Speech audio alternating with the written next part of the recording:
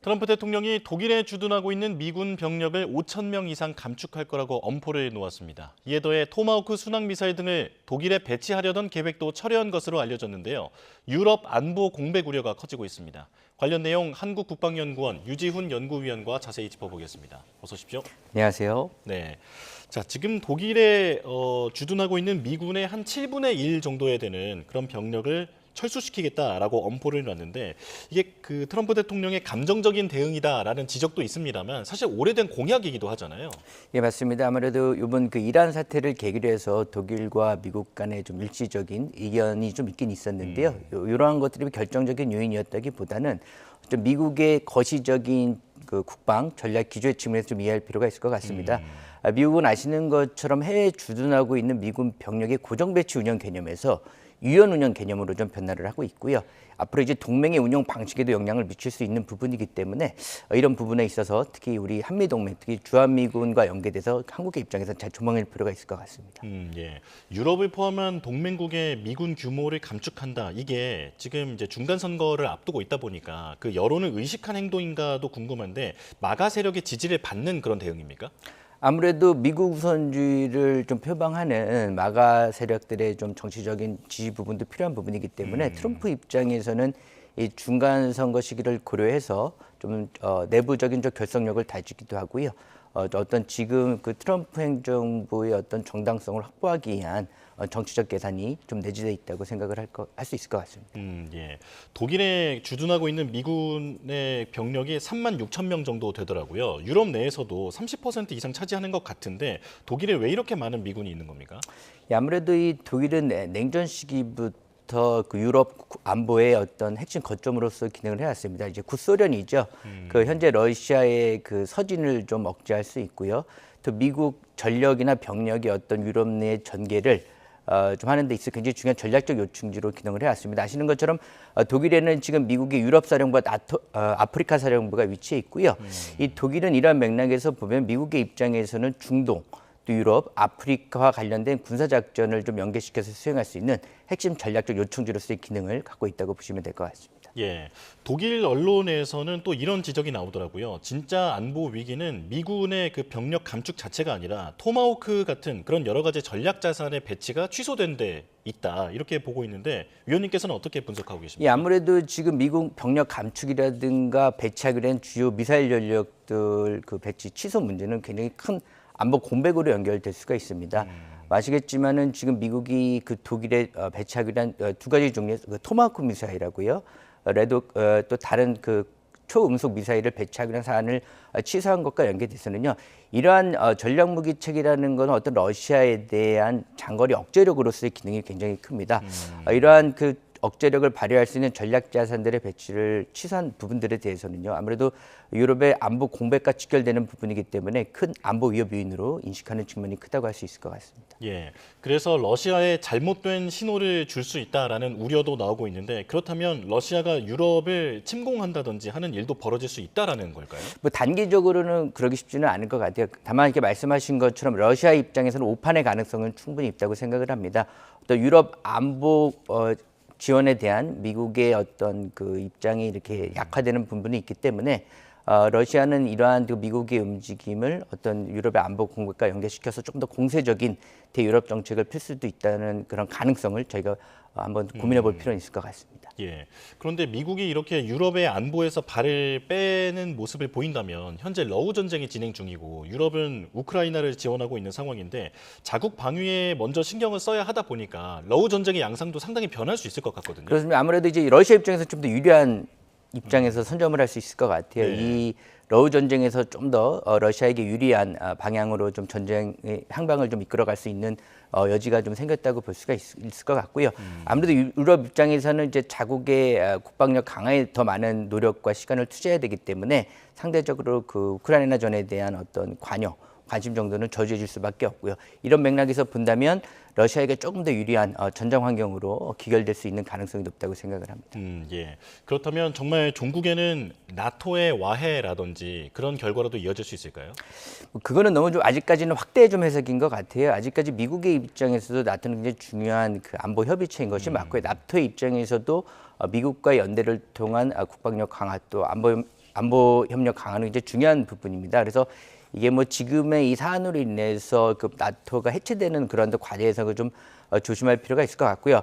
다만 과거와는 다르게 앞으로 이제 동맹의 운영 방식에 대해서는 좀 변화가 있을 것으로 생각을 합니다. 지금까지는 미국이 많은 부분을 지원을 했습니다만 앞으로는 그 나토 회원국들이 더 많은 역할과 기여를 해야 되는 부분이 좀 강조가 될 것 같고요. 나토 회원국들 스스로도 나토 차원에서도 그렇고 스스로의 국방력 강화를 위한 자구적인 노력을 더 체계화하고 구체화시킬 것으로 예상이 됩니다. 예.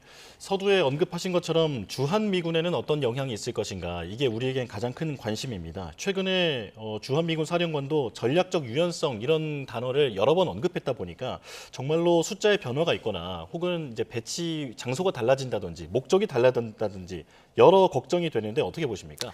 예, 지금 뭐 이제 유럽에서의 그 주동 미군 감축이 뭐 주한 미군의 감축으로 직접적으로 단기간에 연결되지는 않을 것이라고 생각을 합니다. 왜냐하면 아직까지는 그 이제 이 한국 같은 경우는요, 북한이라는 주요 위협이 상존하고 있고요. 또 이제 중국에 대비한 어떤 전략적 요충들로서 이제 미국이 갖고 있는 전략적 성격이 다른 부분이 있습니다. 하지만 이제 큰 맥락에서 보면 제가 서두에도 말씀드렸습니다만 앞으로 미국이 해외에 주둔하고 있는 미군 부대의 운영 방식에 있어서는 변화를 가져올 것이라는 건 명백한 사실인 것 같고요. 이런 맥락과 연결돼서 본다면 그 한국의 입장에서는 어떤 주한미군의 역할과 임무 그리고 역외 유사 상황 발생 시에 주한미군의 운용 방식 또 이러한 안보 공백의 문제를 어떻게 좀 조율하고 방지할 수 있을 것인지에 대한 미국과의 사전 조율과 논의가 충분히 이루어질 필요가 있다고 생각을 합니다. 예. 이란 전쟁 이후에 동맹국에 대한 불만을 정말 트럼프 대통령이 공개적으로 여러 차례 언급을 했는데 여기에서 우리나라를 콕 집어 얘기한 적도 많이 있습니다. 그렇다면 어떤 형태로든 안보를 카드로 우리를 압박할 가능성이 있어 보이는데요. 이건 어떻게 보실까요? 맞습니다. 좀 충분히 예상할 수 있는 부분인 거고요. 아시겠지만 지금 한미 간의 중요한 안보 현안들이 진행이 되고 있습니다. 뭐 전작권 전환 문제라든가요, 아니면 핵추진 잠수함 확보와 관련된 현안들이 좀 전개가 되고 있는데 아무래도 트럼프 입장에서는 특히 이제 이란 사태 이후에 이러한 부분들과 관련돼서 다양한 좀 미국의 이익에 부합되는 형식의 좀 제안을 할 가능성이 있다고 생각을 합니다. 예를 들면 직접적으로는 뭐 주한미국 감축도 분명히 언급할 가능성도 있고요. 뭐 방위비 분담금 관련된 문제도 제시할 수가 있는데 한국의 입장에서는 현재 예상되는 이러한 미국의 전후 어떤 제안 사항에 대해서 충분히 좀 선제적으로 검토를 하고요. 이러한 것들에 대해서 이제 한국이 미국의 중요한 전략적 파트너로서 동맹 파트너로서 어떠한 가치와 역할을 할 수 있는지에 대해서 좀 선제적으로 우리가 역으로 제시할 수 있는 그런 좀 고민과 준비가 필요하다고 생각을 합니다. 예. 그리고 오늘 아침에 들어온 가장 최근 소식입니다. 프로젝트 프리덤, 그러니까 미국이 호르무즈 해협에 갇혀 있는 선박들을 구출하겠다라는 건데 구체적으로 어떤 작전을 펴겠다는 걸까요? 아무래도 지금 그 호르무즈 해협 내에 지금 운항을 못하고 있는 선박들을 안전하게 좀 운행할 수 있도록 그 호르무즈 해협 밖으로 이렇게 이송시키는 그런 작전을 얘기를 합니다. 아무래도 이 작전이 지금 뭐 이제 이란과 그 미국 간의 그 분쟁 상황에 있어서 굉장히 좀 민감한 부분이 될 수도 있는데요. 실질적으로 이 지금 운송하지 못하고 있는 선박들을 안정적으로 기술적으로 이제 그 운송을 유지시키는 것도 중요하지만 실질적으로 이 과정에 있어서 군사적 무력 충돌로 기결될 수 있는 가능성이 있기 때문에 이 부분에 있어서 미국이 굉장히 좀 신중하게 보고 있고요.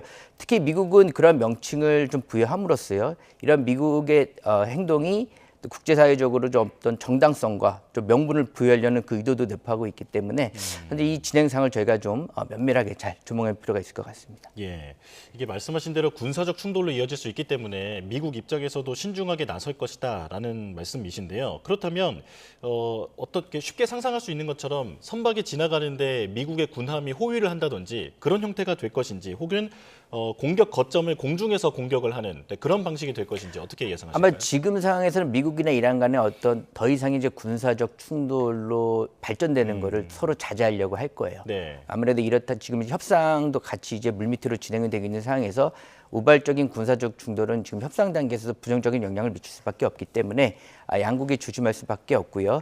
이러한 관계에 서로 간의 행동을 굉장히 조심해야 할 겁니다. 그러니까 연계해서 말씀하신 것처럼 미국의 해군 전력이 직접적으로 동족 이동을 하면서 민간 선박을 안전하게 운항시킬 수 있는 그러한 일정 수준의 작전이 좀 예상이 됩니다. 예, 아직 이란의 공식 반응은 알려지지 않았습니다만 호르무즈에서 선박들이 지금 2천 척 정도 있는데 빠져나가기 시작하면 호르무즈 장악이라는 그 카드의 힘이 약해질 것 아니겠습니까? 이란도 가만히 있진 않을 것 같은데 어떻게 대응할까요?